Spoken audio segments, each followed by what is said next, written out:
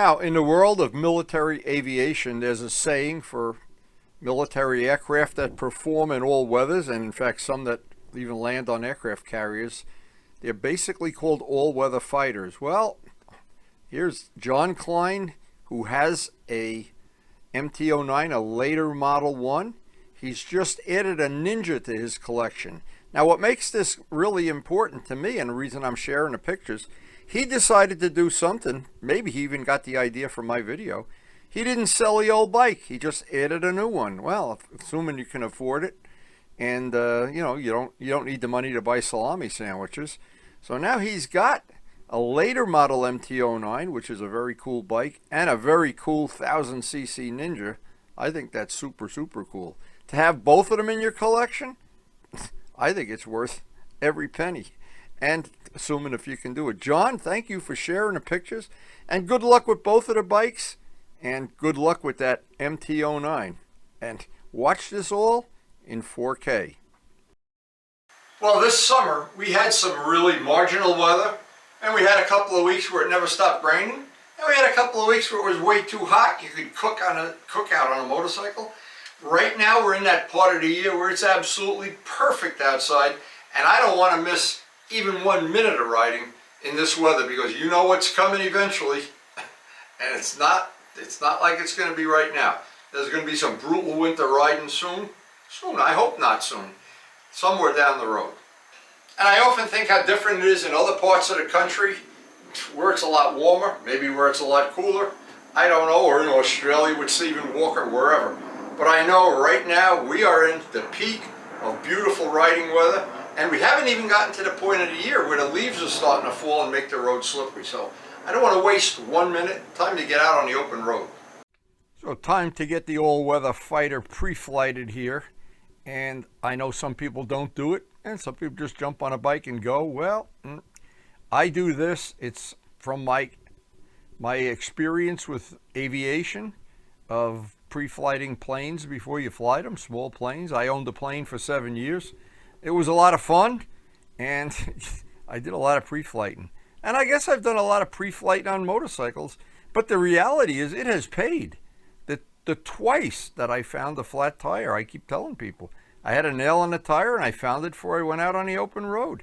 And lucky me, I guess. And it was on this bike too, on the all-weather MT09. But hey, John and I were talking about chain life and changing sprockets. I'm going to deal with that on the next question and answer. Right now, this day is just so nice. It is a priceless day. And this time of year, the fish are hungry. I'm hungry. Karen's cooking. I want to get some flowers for Karen. Get everything ready to go, because we are going to have one heck of a day out on the all-weather fighter here. And the last of the tomatoes are coming out of the garden in the next couple of weeks. It's time to go.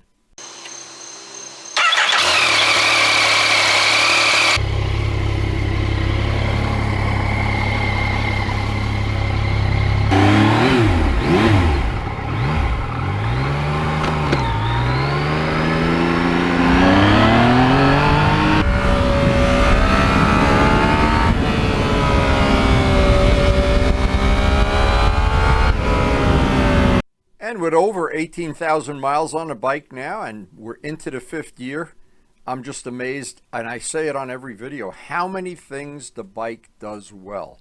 And it's not easy for any manufacturer to do that. It's a lot easier to make a focused bike that does one thing well and trade off all the other things.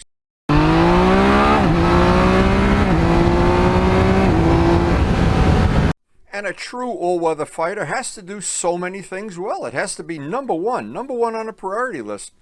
That once you jump in a saddle, it's a great bike, fun to ride, and great ergonomics.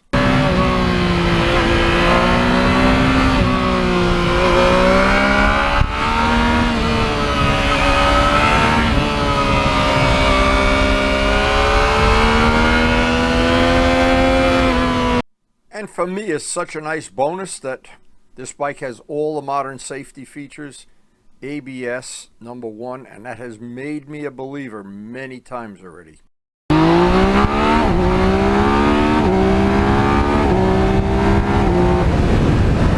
And it's hard to put your finger on exactly what you like most about a bike like this.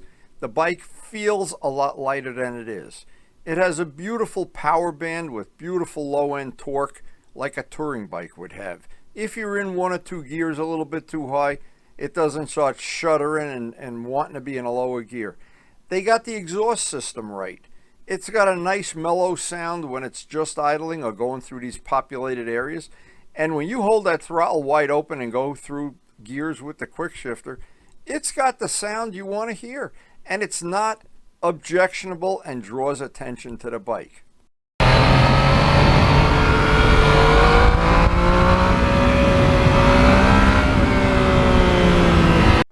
And one thing, of course, this is an all-weather fighter. One thing it does that I think is real nice, when you get to these real twisty back roads, you can just cruise and relax. There's a lot of relaxing riding here. And some of the turns, you look at them and you say, you know, there's a little slippery spot there, some stones or some leaves. Well, you know, that's all part of the fun of riding these back roads and exploring and finding some new roads every time you get on the all-weather fighter.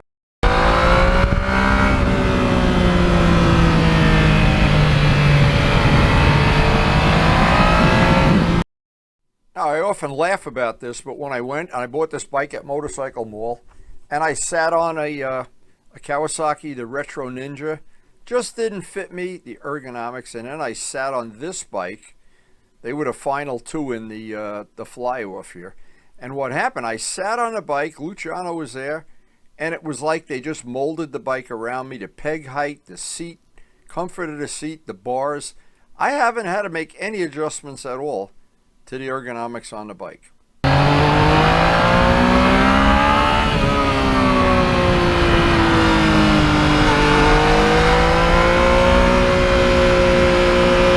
Now, I installed a quick shifter. I made a video on how to do it. It's really a plug and play.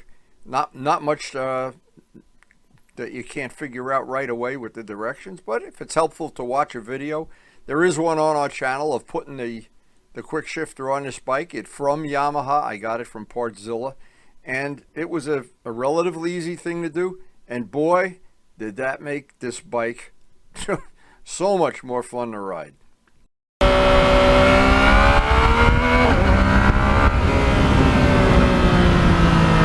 Now, it says a lot when John Klein decided to keep his MT09 and not trade it in. And I know other people that have done similar things, and when you find a bike that fits you well, and I just think it's a shame, unless financially you need to buy those salami sandwiches and make mortgage payments and stuff. But if you can afford to keep the old bike too, and when you have multiple bikes in your collection, what happens is it just makes it a little more interesting. You get to ride a different bike every day, and or something like that. And a lot of my friends that have bike collections, they make a collection based on what they enjoy. And in my case, I like one bike from every 10-year period that I've been collecting bikes, and that kind of works for me.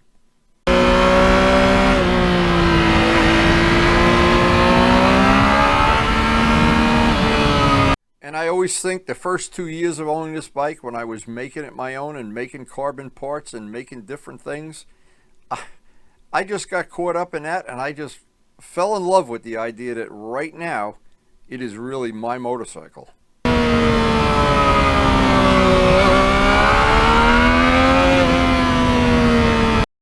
And the Michelin 6 tire test is still underway. I don't know how it's going to play out at the very end.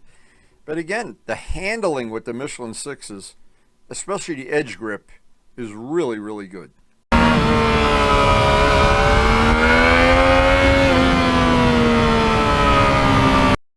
And if having fun is high on your priority list for reasons to ride, everybody's got a different reason. Some people race, some people have other things, but I just like just having fun, and this bike is fun.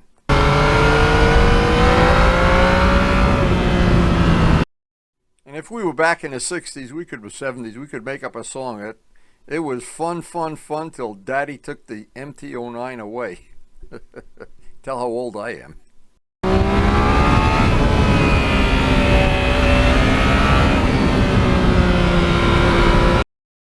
And a day always seems to end too soon when you're out on the MT09, on any bike. The hours go by a lot faster than if you're in Rikers Island. But it's time for me to get back to the farm and to Karen and to the fish.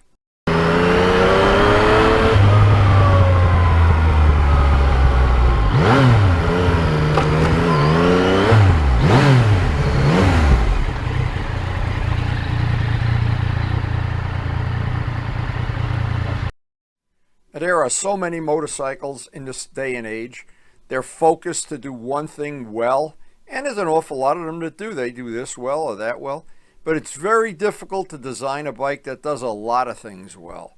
The compromises you have to make, and I think Yamaha really did a great job on making this bike do a lot of things well, and most of all, making it an all-weather fighter.